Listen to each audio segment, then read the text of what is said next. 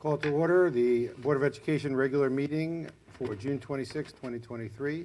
Roll call, please. Mr. Dahl? Here. Mrs. Dernbaugh? Here. Mr. Schroyer? Here. Megan Sparks? Here. Dr. Rourke? Here, please stand for the Pledge of Allegiance.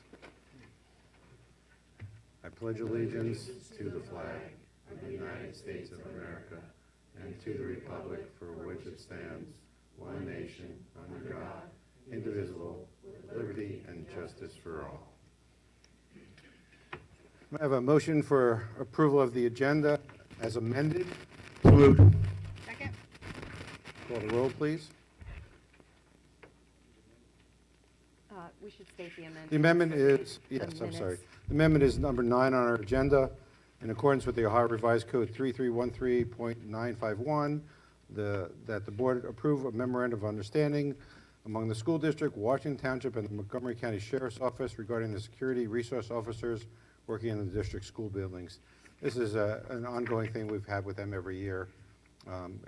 We just got done with it, so that's in the agenda for tonight. We can talk about it later. Mr. Dahl? Yes. Mrs. Dernbaugh? Yes. Mr. Schroyer? Yes. Megan Sparks? Yes. Dr. Rourke? Yes. Next, public participation.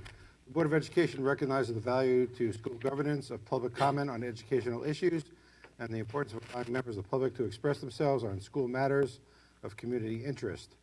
The presiding officer, myself, of each board meeting at which the public participation is permitted shall administer the following rules. The portion of the meeting for participation of the public shall be limited to 30 minutes. Attendees must register their intention to participate on a sign-up sheet 30 minutes prior to the meeting. Individuals may not register other speakers to speak, and no participant may speak more than once. Participants must first be recognized by the presiding officer and will be requested to preface their comments by an announcement of their name and whether the participant is a resident or non-resident, and if appropriate, their group affiliation. Each statement made by the participant shall be limited to 3 minutes or less.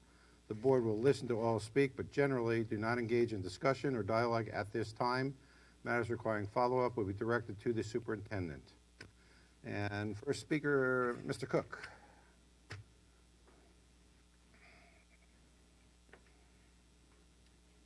Good evening.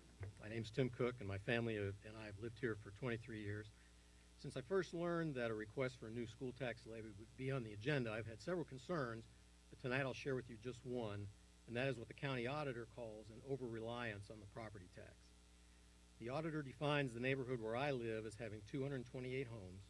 All of them are single-family houses built in the early to mid-'80s. Almost all of these are owner-occupied, and many of the residents have lived here longer than I have. Some of the are the original owners. At least 9 of them are widows, almost 4%. They don't control the property value upon which their tax assessment is based, and they don't really benefit from it unless they sell their homes or need to borrow money against them.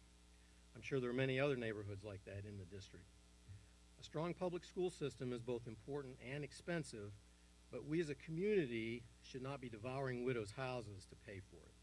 Homeowners carry already an unfairly large burden for this expense, and this levy request will make that worse.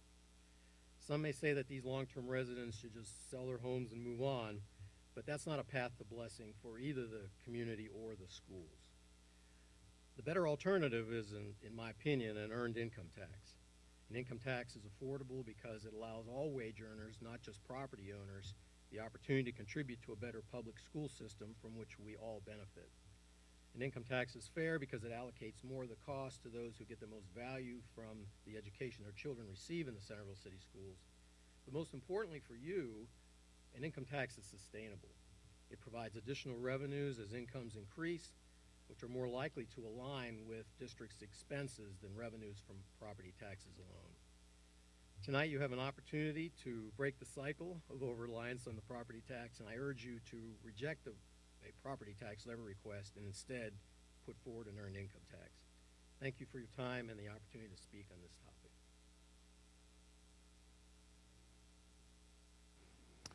Paul, it's all yours.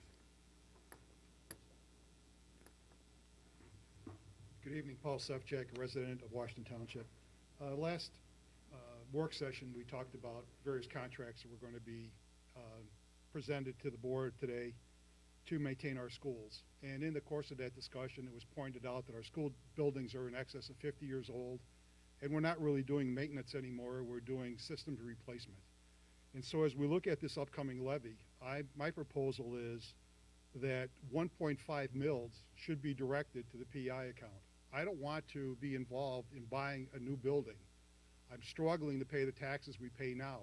I'd rather see us continue to improve the buildings, maintain the systems, and keep it upgraded, and take 4.4 mils and have that be for the operating levy. And we know the operating levy basically is salaries and benefits. I think it's reasonable, and I suggest the board consider it. Thank you.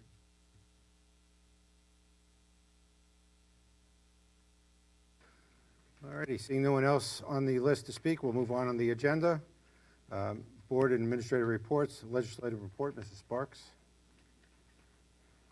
Thank you, Dr. Rohr. The House passed House Bill 117, which would eliminate retention under the third grade reading guarantee and expand the grades for which intensive reading intervention is provided. The bill also modifies the English language arts assessment to be administered once in the third grade and expands the inclusion of phonics in the learning standards. The House voted 23 to 71 not to agree with the Senate bill changes to House Bill 33, the fiscal year 2024-25 budget bill. The difference between the House and the Senate versions of the budget will now be resolved in conference committee. And that's the end of my report. Thank you. Thank you. Next, student board reps. Would either one of you like to introduce the two new reps that are here tonight? We're really excited. Mr. Carroll helped Mr. Inshore and I interviewed all the candidates. If you ladies would like to come up to the podium and introduce yourself and the grade that you're in and what you're most excited about, because we're really excited about having you guys here. Hello, my name is Samaria Williams. I am an incoming junior, and I'm just happy to represent my school and hopefully make the high school and all schools in Centerville a better and safe place for learning. Thank you. Hi, my name is Kate Wallace. I'm an incoming senior. I'm really appreciative of this opportunity, and I'm really excited about getting involved in the community in a way that a lot of students are not able to, and also being able to hear their voices and see what we can do with it. Well, thank you. Welcome. Welcome to the board. There is one more, but they had a prior commitment with UD, but we're going to introduce them next month. Okay, great. Thank you. Next on levy resolution. Okay, similar to the work session, Mrs. Salber and I will do a presentation this evening. So we'll try to manage the presentation here, but it's also on the screen in front of you. I'll also provide you a hard copy of the presentation at your seat as well. Last month, or last work session, I should mention, or our last meeting last month, we talked about a levy resolution and being back on the ballot in November. So over the last several months, our central office team has had several conversations about the budget. And last month, the initial request was to be back on the ballot in November of 2023, asking the community for an additional 6.9 mils. As I mentioned at the work session last week, after several budget discussions, we revised that request to be 5.9 mils. To break that down, it would be 5.4 mil for operating costs and 0.5 for permanent improvement funds.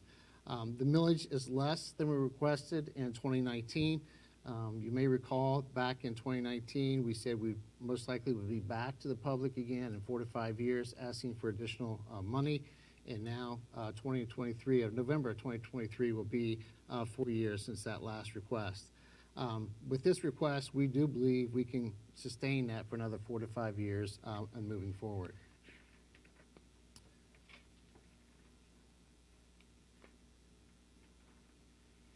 So the funding request for operating and permanent improvement funds, we talked about how this is part of a typical levy cycle for inflationary costs and the cost of doing business. A 5.4 mil will generate approximately $11.8 million. And this will allow us to continue to recruit and retain high-quality staff, to meet our overall health and safety of students, provide more staff for counseling and school safety.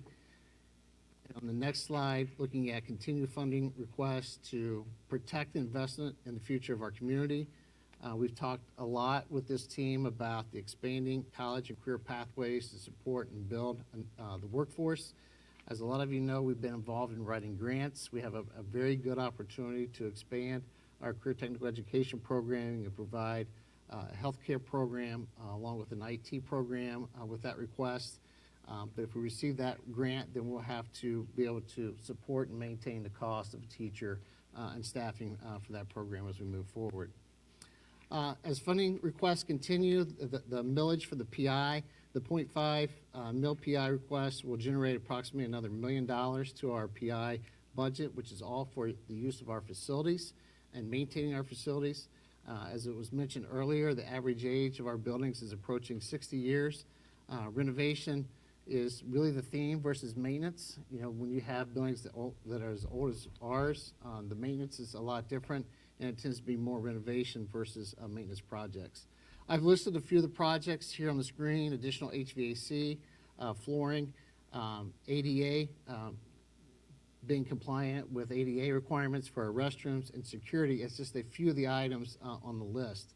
I just want to point out one example from that list.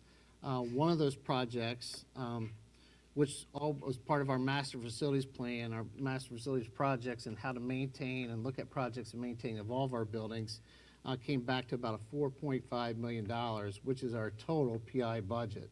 So to manage the replacement of an HVAC system in one of our oldest buildings would consume our entire annual revenue for PI. So I think it's important that we are able to have that additional PI money to implement some of those master facilities plans projects that we have talked about in the past.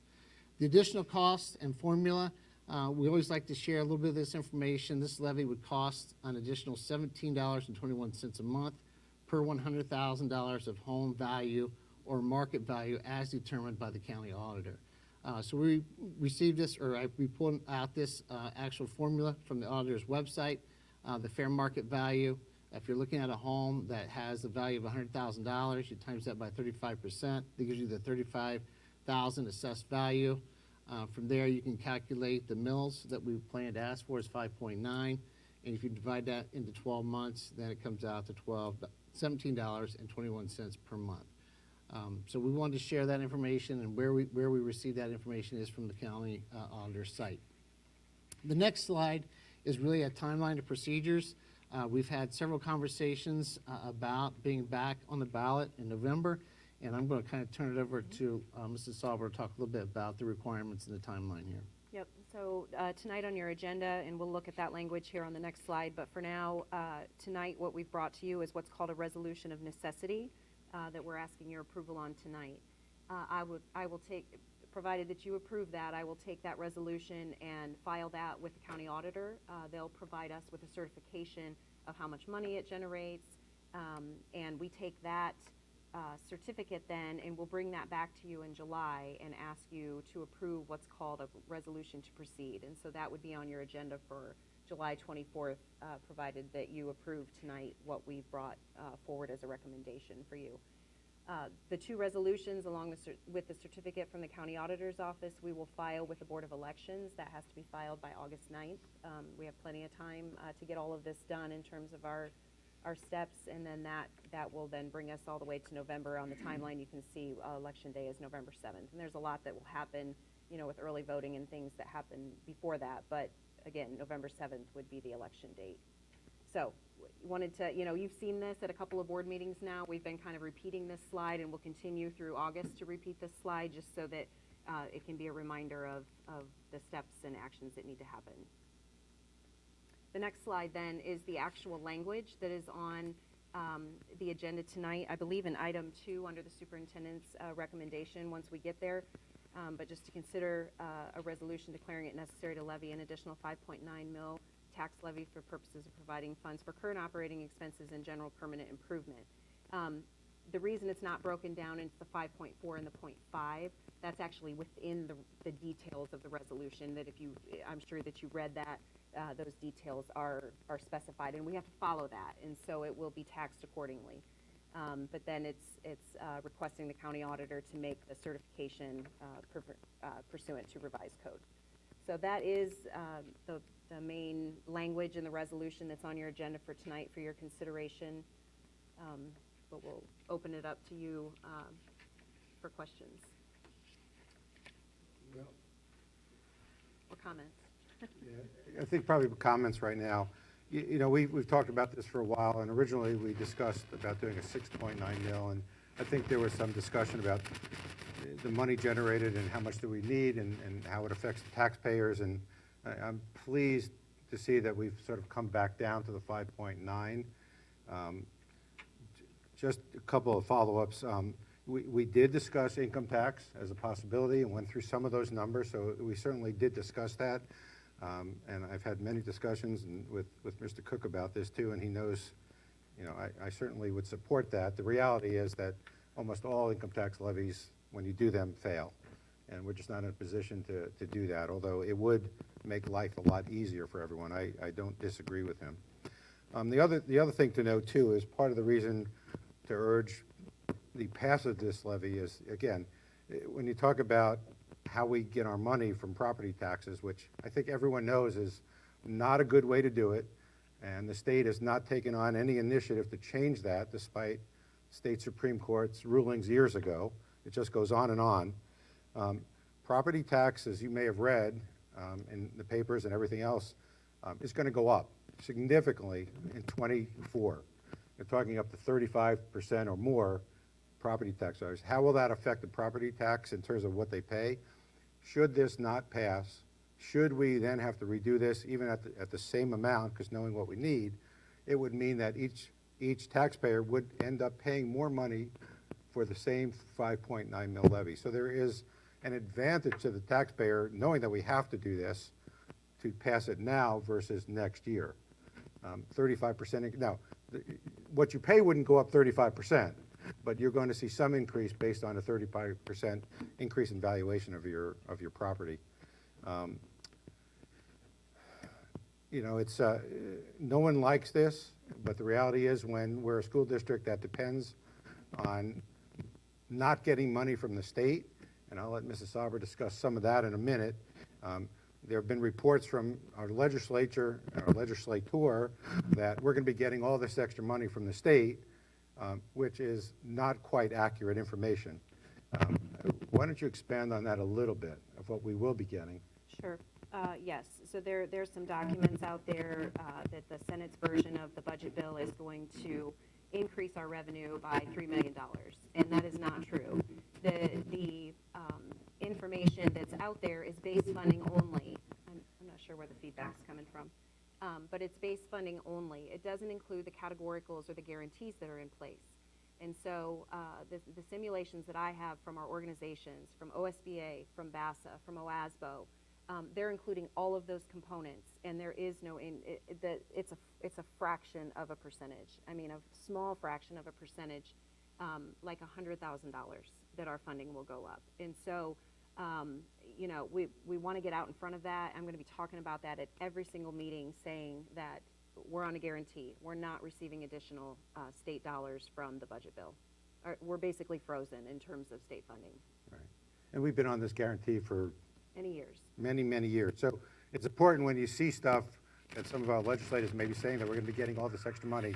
Again, not accurate information for this district and for some of the other districts around this region. So again, this is why we need to come back and do these levies hopefully every 4 or 5 years until something changes at the state level. Laura, can you touch a little bit on the guarantee, what it means, why we're on the guarantee, and why we've been on the guarantee for so long, please? Yes, the guarantee is funding that's in place that gives districts the same amount of money that they received in a prior year. So regardless of what funding model or how it's calculated, which changes from time to time, it just changed this past biennium with the Fair School Funding Plan. But as the models change, that always changed the computation of how much we get. And so because Centerville is a suburban, wealthy district, we receive very little in terms of state funding. So the base funding we get is around $10 million, and I've showed you this in PowerPoints in the past. The current calculated amount that we should be receiving according to the new formula is $3 million. They're not going to give us $3 million. They're going to guarantee that we receive what we've received in prior years. And so that's the purpose of the guarantee, is at least so we don't go backwards. We're not going forward. We're not keeping up with inflation. We're not getting additional for programs that they require that we do. But at least we're not going backwards. So that's the purpose of the guarantee. Is it fair to say then that the state is basically saying that we have the ability to raise money locally, so we don't get, we don't get anything more than the guarantee? Absolutely. That is I mean, what that's cutting to the districts- chase, right? Us and like Centerville and and some others, and again, there are a lot of times where the suburban districts have the higher capacity locally to raise funds, and so they receive less state funding. Thank you. Comments, questions? All right, thank you. All right, next we'll do treasurer's recommendations. Consider approving the May 23 financial statement, monthly general fund rolling report, monthly cash reconciliation, monthly fund activity report, and now purchase orders approved by the administration, certified by the treasurer and supported by the board, by board resolution totaling $59,666.03. Second. Call the roll, please. Mr. Dahl? Yes. Mrs. Dernbaugh? Yes. Mr. Schroyer? Yes. Megan Sparks? Yes. Dr. Rohr? Yes. Next, consider approving the minutes of the following Board of Education meetings: May 22nd, 23, regular meeting, and June 20th, 23, work session. So moved. Second. Call the roll, please. Mr. Dahl? Yes. Mrs. Dernbaugh? Yes. Mr. Schroyer? Yes. Megan Sparks? Yes. Dr. Rohr? Yes. Consider approving fiscal year 23 final certificate of estimated resources in the amount of $211,411, $211,411,295. So moved. Do you want to comment on that? Sure. So the next four items, I'll just kind of talk briefly here. I can talk about each one as well, but these are items for us to wrap up fiscal year 23 and start fiscal year 24. So this particular one, the Certificate of Estimated Resources, is beginning cash balances that we started with at the beginning of the year, plus what we estimate we're going to receive as a compliance tool that we file with the county auditor. And then this is for all funds. So know that this is not just the general fund. It includes permanent improvement fund, the food service fund, all of our grants, student activities, all funds that we manage throughout the district. Thank you. I think it's important to point out as well that our fiscal year ends at the end of this month Yes. rather than the calendar year. Correct, So June 30th. I realize most people here understand that, but for those watching that don't, I want to point that out. Yes. Call the roll, please. Mr. Dahl? Yes. Mrs. Dernbaugh? Yes. Mr. Schroyer? Yes. Megan Sparks? Yes. Dr. Rohr? Yes. We'll take the next three items together since they're pretty similar. All right. Consider approving the fiscal 23 final appropriations in the amount of $166,977,933. Consider authorizing the treasurer to advance funds from the general fund to the following funds. All advances will be repaid to the general fund in fiscal year 24. Fund 503 ESSER, $50,000. Fund 590 Title II-A, $3,000. And consider approving fiscal 24 temporary appropriations in the amount of $161,133,007. So moved. Second. Call the roll, please. Could I ask a Yes. question Yeah, here, sure. please? Laura, could you explain the difference between the 167 million roughly in number 4 and the 211 million roughly in number 3, please? So the certificate includes carryover balances from the prior year. And so we typically start most funds out with a cash balance. We're never at zero. And so it's the cash on hand from all funds. Again, it's all of our funds, plus what we estimate we're going to receive for the year. So that's why that number is more. And it has to be more for compliance. We can't spend more than what we have on hand to start with, plus what we receive. And I realize I ask that every year, and I'm sorry I keep forgetting. And then in item number 5, I'm assuming this is because due to timing issues, the funds are currently in a negative balance, and That's we can't end correct. the year in a negative balance? That's correct, yes. And so we're advancing, and that money will come right back to the general fund in July. So we do our best to avoid those, sometimes just depending on the timing of payroll, along with checks that we're cutting and bills that we're paying. And the state cuts their fiscal year off, and they don't send. We had to have all of our cash requests in by June 13th in order to be guaranteed to receive it at the end of the year. And we did a really good job, but we missed just a couple of things. So that's the purpose of the advance. Call the roll, please. Mr. Dahl? Yes. Mrs. Dernbaugh? Yes. Mr. Schreier? Yes. Megan Sparks? Yes. Dr. Rohr? Yes. Next, superintendent's recommendations. Superintendent recommends the employment, change of employment status, or change of contract status for the certificated personnel listed on Schedule B for the salaries, programs on the effective dates given. Recommends the employment or change of employment status for the support staff personnel listed on Schedule C for the salaries, programs on the effective dates given. Superintendent recommends the employment of the personnel listed on Schedule D and D1 for supplemental contracts or extra duty assignments. And superintendent recommends the granting of leaves of absence for the personnel listed on Schedule E for the reasons and on the dates given. So moved. Second? Any questions? Call the roll, please. Mr. Dahl? Yes. Mrs. Dernbaugh? Yes. Mr. Schreier? Yes. Megan Sparks? Yes. Dr. Rohr? Yes.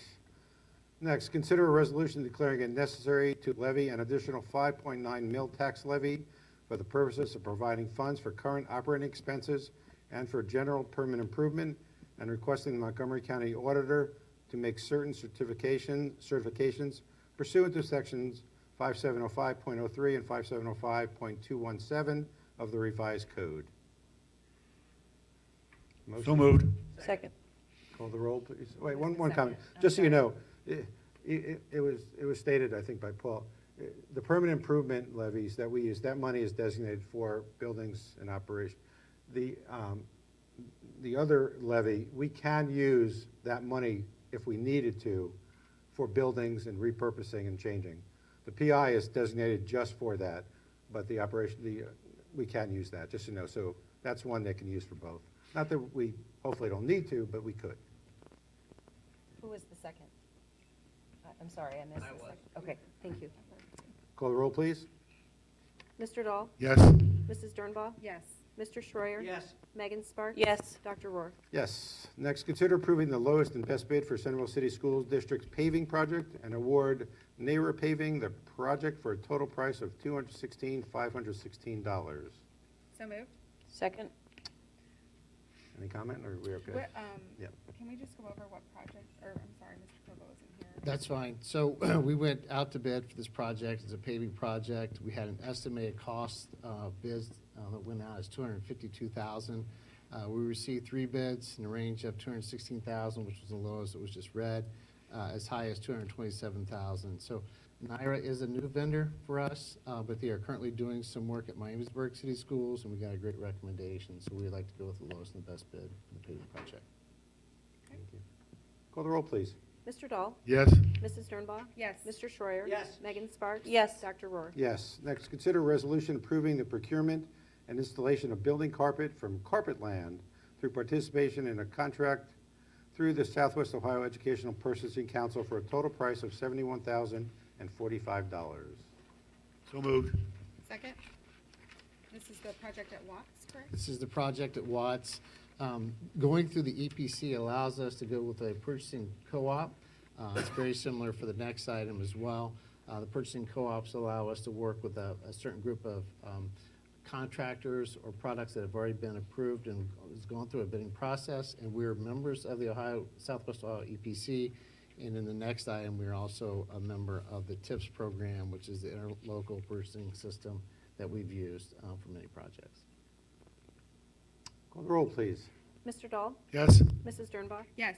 Mr. Schreier? Yes. Megan Sparks? Yes. Dr. Rohr? Yes. Next, the resolution approving the procurement for the Transportation Center roof replacement for Potterman and Company, Inc., through participation in a contract through the interlocal purchasing system for a total price of $67,316. So moved? Second. Call the roll, please. Mr. Dahl? Yes. Mrs. Dernbaugh? Yes. Mr. Schreier? Yes. Megan Sparks? Yes. Dr. Rohr? Yes. Next, consider a resolution awarding the CHS Central Theater sound system upgrade to ambient for a total cost of $142,503. The cost will be paid for by PI as well as donations from the previous graduating classes. Thank you. So moved? Second. Could I ask a question on that, please? John, can you touch on how old that sound system is over there and everything that we've tried to do to patch that together, please? I believe it's the original system. which would have been 1970s, early 70s. Just as the follow-up back on the request, this is a combination from the class of 2017, 2018, 2020, 21, and 2023. So we kind of like those projects where we get to partner with either PTOs or class gifts. In this case, the combination is about $80,000 to $90,000 that's being donated back to the high school from class project. But it's a very old system, to answer your original question. Is that 80, 90,000 of the 142? Or is it Yes. one? Okay, great. Call the roll, please. Mr. Dahl? Yes. Mrs. Dernbaugh? Yes. Mr. Schreier? Yes. Megan Sparks? Yes. Dr. Rohr? Yes. Consider approving Liberty Mutual, the recommended carrier for fleet, property, and liability insurance effective July 1, 23 through June 30th, 24. Should be four. Thank you. With the permission for the administration to make adjustments for fleet and property acquisitions during the premium year. So moved. Second? Call the roll, please. Mr. Dahl? Yes. Mrs. Dernbaugh? Yes. Mr. Schreier? Yes. Megan Sparks? Yes. Dr. Rohr? Yes. Consider approving Southwestern Ohio Educational Purchasing Council resolution for the purchase of school buses. Whereas the Centerville City School Board of Education wishes to advertise and receive bids for the purchase of one or more school buses. Therefore, be it resolved, the Centerville Board of Education wishes to participate and authorize the Southwestern Ohio Educational Purchasing Council to advertise and receive bids on said board's behalf as per the specifications submitted for the cooperative purchase of 8 school buses. Motion? So moved. Second? Go ahead, John. So it just allows the Southwest Ohio EPC to really do all the bidding work for us. School districts across the state are required to bid buses. New buses have to be bid out as part of the bidding requirement. This does not lock us into purchasing any buses. We've moved this up into the schedule a little bit because the demand of getting new cars or buses or anything new for the fleet has taken so long to get that equipment in. So the goal is to have the EPC go out to bid, get this approved, it allows the EPC to do that work, and then we can make the decisions moving forward if we decide to purchase 8, 5, or 0. We're not locked into a certain amount of buses we have to purchase. Again, explain every year we go through this process in terms of buses. Yes, it's required that we go out to bid for buses. Yeah. No, I'm saying every year we tend to purchase X number of buses to replace the old It buses. does. We have about 120 buses in our fleet. This allows us to replace a small number of our buses over a period of time versus waiting till the end of their life when they're 18, 20 years old and trying to replace 120 buses at one time. So And we do try to sell the old buses. we do. Right. If anyone's interested, please let us know. Yeah. Call the roll. Mr. Dahl? Yes. Mrs. Dernbaugh? Yes. Mr. Schreier? Yes. Megan Sparks? Yes. Dr. Rohr? Yes. In accordance with Ohio Revised Code 3313.951, that the board approve the memorandum of understanding among the school district, Washington Township, and Montgomery County Sheriff's Office regarding the security resource officers working in the district school buildings. So So moved. moved. Second. Could I ask a question on that? Does the city of Centerville not provide SROs as well? They provide 3 SROs for the district, just for our buildings that are located within the city limits. This particular agreement is with the Montgomery County Sheriff's Office and with Washington Township. So in this agreement, this allows us to utilize 2 school resource officers in our township buildings that are located in the township and provides those school resource officers for those So locations. that's the difference, okay. Thank you.